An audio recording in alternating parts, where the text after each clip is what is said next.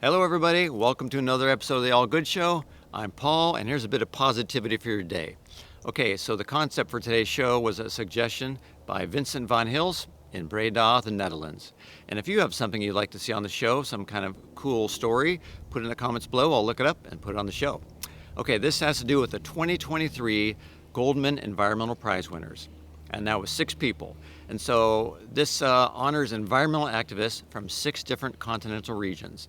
And they're essentially looking for grassroots type efforts of environmental activism. It's considered the Green Nobel Prize.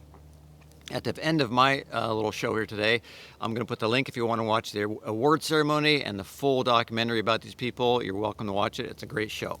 Okay, the first winner was Alessandra Corup Munduruku in Brazil. And she stopped a giant mining company from ravaging her area and neighboring villages. But it was all a grassroots effort, and she stopped 27 projects from happening that would have kind of destroyed the area of Brazil. Number 2 was Chalekwa Mumba from Zambia. So he was alarmed by what he saw, the environmental damage by the United Kingdom mining companies coming to his country. So he went to the United Kingdom and he filed a lawsuit and won in the United Kingdom Supreme Court that would hold these mining companies responsible for damage they do in other countries. So as it is now, they could come to countries in Africa, do their mining and leave whatever environmental damage they want and just leave because it's not their responsibility. But now they're going to be held responsible. Number 3 was Delima Sailalahi in Indonesia. So she organized 6 communities to become legal guardians of the Sumatra rainforest, a large swath of it, 17,824 acres. Of course, again, she saw the environmental damage being done to all the neighboring areas in different parts of Indonesia, and they specifically wanted to save this area, partly her area, partly other areas, and so they became legal guardians. Number 4 was Diane Wilson in the United States. So she held a large plastic company, the largest petrochemical company in the United States, responsible for dumping toxic waste into the Gulf Coast of Texas. So in this area, there's actually multiple of these petrochemical companies. About half of all of them in the United States are in this one little area of the Gulf Coast of Texas. So you've heard of things like the Cotton Belt, the Sugar Belt, the Rust Belt, different parts of America. This is known as the Cancer Belt of America because there's so many toxic dumping companies in this area.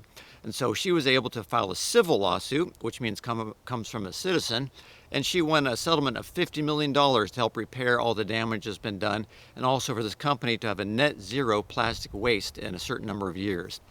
And hopefully this will also set a precedent to help hold the other companies in that area responsible for all their toxic dumping of toxic waste.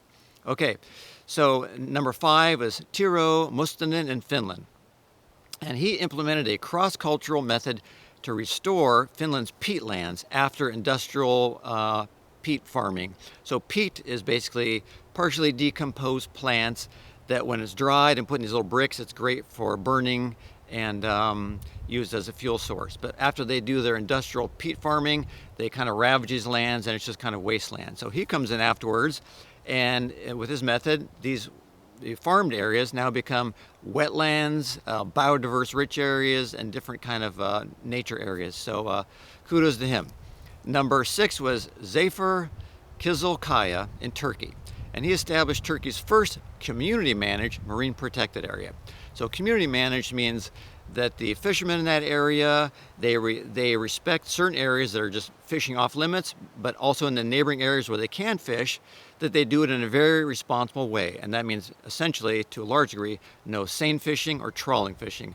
And that's where they take the giant nets and they pull it through the water and they entangle lots of other bigger fish, or they just drag it on the bottom down on the sea floor, and of course that damages a lot of stuff down below. So this community managed marine protected areas are shown to prove to be very effective to help work to be environmentally friendly, but still get the fishing done at the same time. So those are the 6 winners of the 2023 Goldman Environmental Prize winners, and thanks to Vincent for your recommendation. Have a great day.